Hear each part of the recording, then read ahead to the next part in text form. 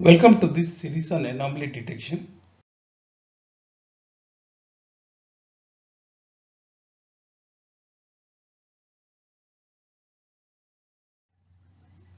In this video, we will discuss the basics of KPI and service assurance. So as a knock or SOC person, our intent is to respond immediately to customer affecting service problems, minimize their effects on customers and quickly restore their services. So to be able to respond, we first collect data, analyze data, report and manage. So typically this data collection is done automatically by the systems and sometimes manually. So two types of data is collected. The first one is the unsolicited events generated by the network elements or correlated events between network elements.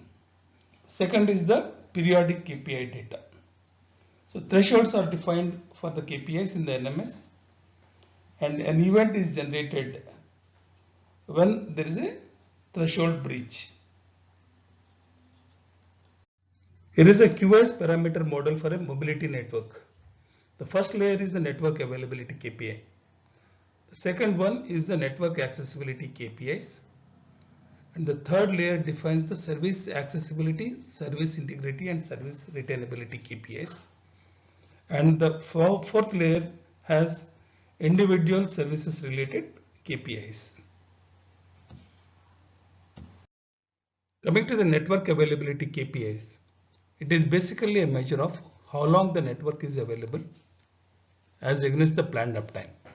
In a mobile network, radio network availability is an example of an availability KPI. So if we take an IP network, reachability between two POPs is an availability KPI.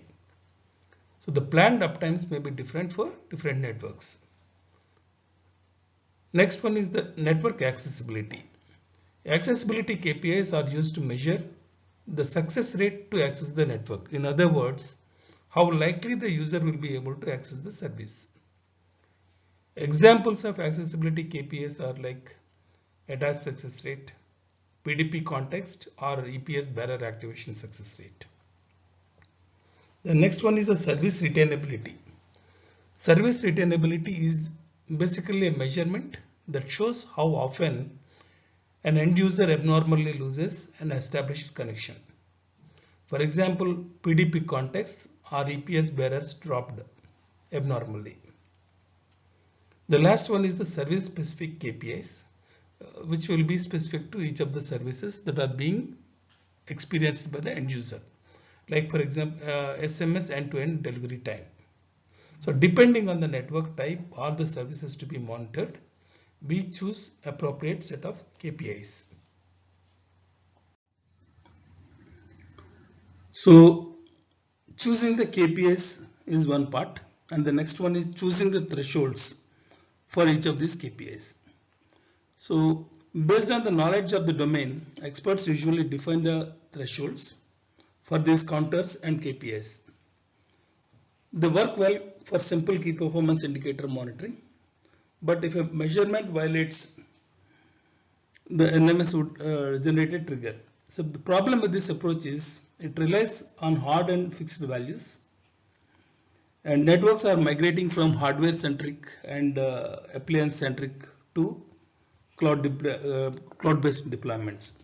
So setting a threshold could be irrelevant with the new trend of traffic. There will be a change in the traffic, or there will be a change in the network configuration. So setting thresholds for hundreds of KPIs is also a complex task. So it requires deep understanding of technology and also the specific configuration of the network. So this results either in a two scenarios, like one is a true problem is not detected or a false alarm is generated. Okay, so how do we overcome this? So the solution is machine learning algorithms. So machine learning algorithms have the ability to learn from the data, which means the historical KPI data, and make predictions based on that data. So in the subsequent videos, we will see how machine learning will address these challenges.